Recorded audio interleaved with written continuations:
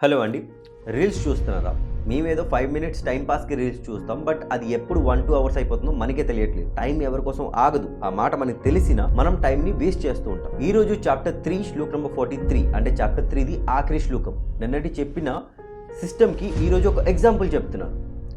ఈరోజు శ్రీకృష్ణుడు చెప్తున్నారు, పార్థ ఒక రథం గురించి ఆలోచించు. ఒక రథంలో ఉన్న గుర్రాల గురించి ఆలోచించు. ఆ గుర్రాలకి కట్టున్న తాడు గురించి ఆలోచించు.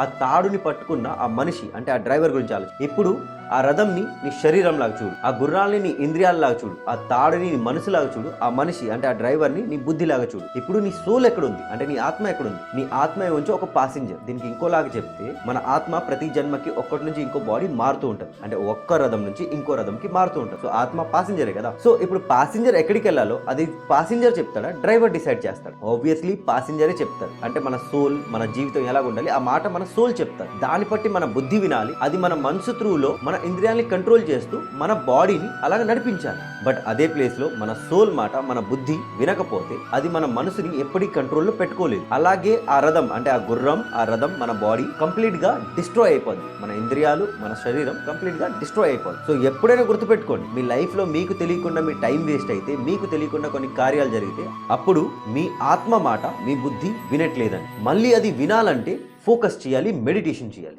ఏవం బుద్ధి పరం బుద్ధవాన్ సంస్తభ్యాత్మానమాత్మనా జహిషత్వం మహాబాహు కామరూపం దురాసదం.